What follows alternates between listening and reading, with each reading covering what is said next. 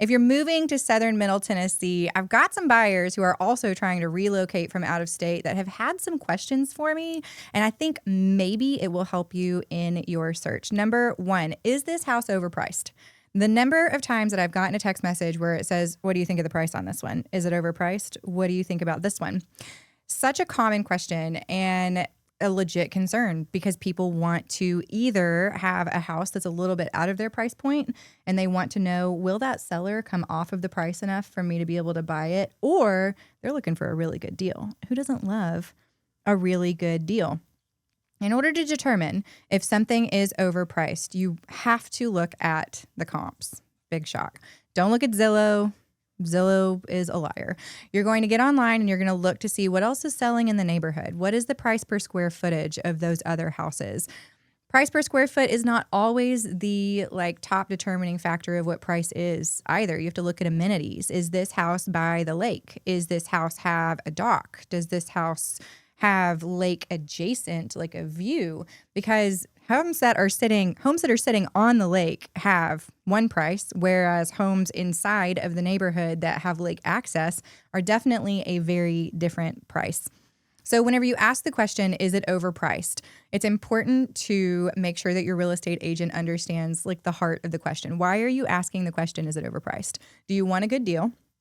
Or do you want a house that is maybe a little bit outside of your budget to see, will they come off of the price enough to fit within my budget? Will they negotiate? That is another question I get pretty often. And as an agent, I have the ability to reach out and talk to other agents to say hey, what's motivating your seller? What do you think we could do? Is there room to negotiate? But the question really then is what do you want to negotiate? Negotiation is in the eye of the beholder. I have many different levers that you could use as negotiating tools. You have your home sale contingency, so we can sweeten it by, offering a little bit more, or, the closing cost aspect. We've got different cash to close options with lenders. What you're looking at here is what makes the most amount of sense for you, and will they meet you in that spot? Will they meet you halfway there? When you're negotiating with a seller, we're really looking for a win-win. And I know that that's not everybody's favorite thing to hear. Whenever you're working with a real estate agent, you want to win and you want everybody else to lose. You want to be on the top end of that.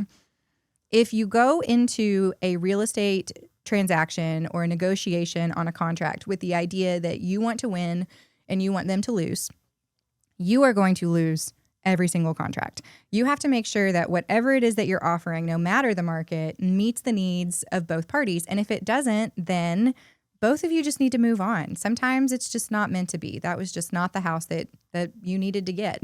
I had one recently where, that house needed an HVAC unit.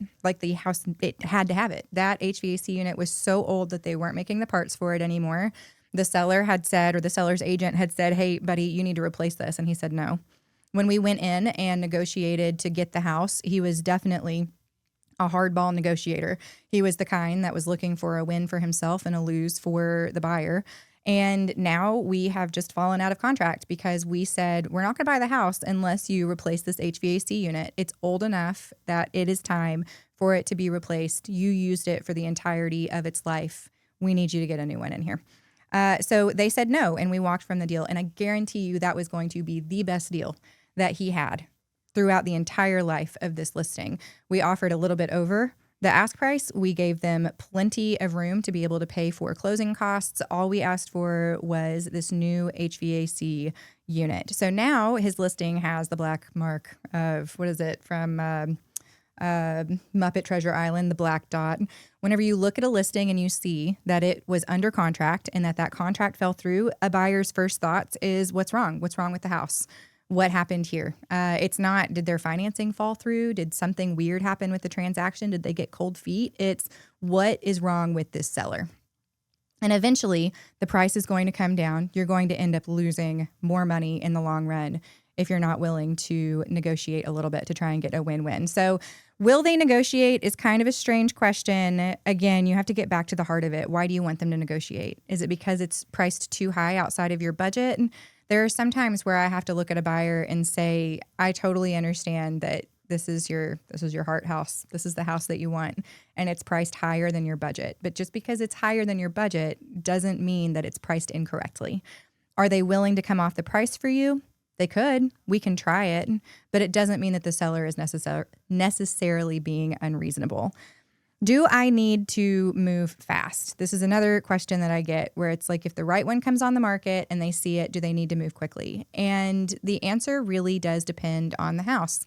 If it's priced competitively, if I look at it and I think, man, the agent really like undershot the price in a strategic way so that they could get lots of people through the door, so that they could possibly get multiple offers, then yes, you do need to move fast. It depends on the area. Some of these bigger cities have a little bit more of a quick moving market than some of our smaller tertiary markets like we have down in southern middle Tennessee. There is always risk when you wait to look at a house. So it could be on the market for 10 days. It could be on the market for 110 days. If you see it and you want to go and see it in person, if you see it online and you want to go see it in person, and you're like, you know what, I'll wait until next weekend. It's like 5 days from now. Let's wait. And we put that request in. There's definitely a risk that it could go under contract between the moment you ask the question and the moment that you go to look at it. So I don't suggest jumping on everything and only looking at one house at a time every time you see one single house, because you're going to be tired and you're going to wear your real estate agent out too. I do suggest making a plan and strategically looking online. Do I have a house that I want to look at? Does this house fit all of the things that I need? Does it check off all of the boxes? If it does and we want to move on it quickly, then totally make it happen. If you are frustrated because things aren't coming onto the market and you're like, man, I keep seeing this one, maybe it's it, maybe it isn't, then I mean, you could probably take the risk and wait so that you can look at several houses over the weekend. Moving fast is definitely in the eye of the beholder. So much of it is in the eye of the beholder. There's nuance to any situation that, that's why you get a real estate agent. You can Google it. You can ask Chat, do I need to move quickly on this house? And Chat may give you an answer. But the reality is that your real estate agent is going to help guide you, give you that judgment. This is what Chat says. This is what your situation looks like. Let's bridge the gap this way. Here's where I think you need to go. This is the direction you need to go into. Moving is such an emotional thing. You sell your house. You've been there for a long time. You're buying a house. You're about to have kids, or your kids have moved out and this is now like your forever home, or where your grandkids are going to come, or this is where your dog gets to run out in the backyard and play. There's so many emotional things about purchasing a home.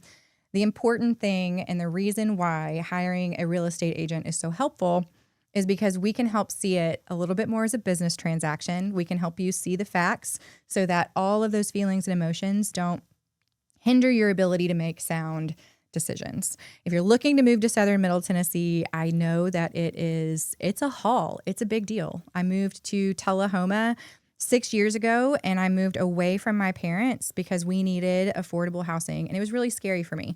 I was not moving so that I could have another 3-bedroom, 2-bath house. I was moving so that I could have affordability. And the thing that I was concerned about was not the acreage. It was the town amenities. Am I going to be able to make friends? Am I going to be able to live the life of my dreams here? And so I want to make sure that when you are moving, that you know that I'm thinking about those things too. If your favorite place to shop is Aldi, then let me know. I will go and take a video in Aldi at your favorite time to shop, 2:00 on Tuesday afternoon, so that you can see this is what my Tuesdays at 2:00 are going to look like. If you're moving to Tennessee, give me a call. I would be happy to help.